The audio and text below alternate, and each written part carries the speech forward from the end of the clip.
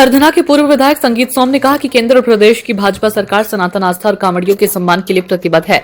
मुख्यमंत्री योगी आदित्यनाथ हर वर्ष कांवड़ यात्रा के दौरान शिव भक्तों पर पुष्प वर्षा कर उनका स्वागत करते हैं। उन्होंने दावा किया कि आगामी विधानसभा चुनाव में भाजपा 300 से अधिक सीटें जीतकर पूर्ण बहुमत की सरकार बनाएगी। मीडिया से बातचीत में पूर्व विधायक ने कहा कि भाजपा सरकार सनातन की चिंता करने वाली सरकार है। मुख्यमंत्री योगी आदित्यनाथ ने इस बार भी कांवड़ियों का पुष्प वर्षा कर भव्य स्वागत किया। उन्होंने विपक्ष पर निशाना साधते हुए कहा कि सनातन विरोधी मानसिकता रखने वाले लोग ही कांवड़ यात्रा का विरोध कर रहे हैं। ऐसे लोगों को देश की जनता माफ नहीं करेगी। संगीत सोम ने कांग्रेस नेता राहुल गांधी पर भी निशाना साधा। उन्होंने कहा कि राहुल गांधी केवल दिखावा करते हैं।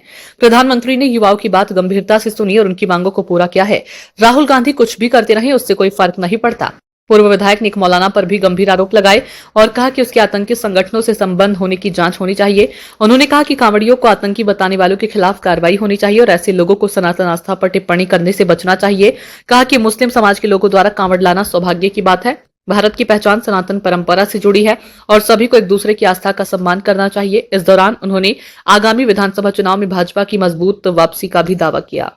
यहाँ मुजफ्फरनगर में कांवड़ सेवा शिविर जो 42वां कांवड़ सेवा शिविर लग रहा है, उसके उद्घाटन के प्रोग्राम में पहुंचा हूं और मैं एक संदेश देना चाहता हूं पूरी भारत के लोगों को, पूरे सनातन दुनिया के लोगों को, कि जिस तरीके से कांवड़ को बदनाम करने की कोशिश की जा रही है, दूसरे देशों में बैठे हुए, पाकिस्तान जैसे देशों में बैठे हुए आज आतंकी एक बात कह रहे हैं कि जब तक भारत में सनातनी सरकार रहेगी हमारे लोग मार रहे हैं और हमारे लोग इसी तरीके से मरते रहेंगे। मैं आपको इससे कह रहा हूँ, ये जांच का विषय और जांच हो भी रही है कि कहीं कांवड़ को बदनाम करने के लिए उन्हीं लोगों की साजिश तो नहीं है, कहीं कांवड़ को बदनाम करने के लिए समाजवादी पार्टी कांग्रेस के लोग मिलकर तो साजिश नहीं कर रहे। अखिलेश यादव कांवड़ियों पर ट्वीट कर कांवड़ियों को बदनाम करने की कोशिश कर रहे हैं। कहीं अखिलेश यादव जी के चेले चपाटे पर घुसकर उनके दूसरे धर्म के लोग और उनके चेले कांवड़ के रूप में, कांवड़ियों के रूप में घुसकर कांवड़ को बदनाम करने की कोशिश तो नहीं कर रहे।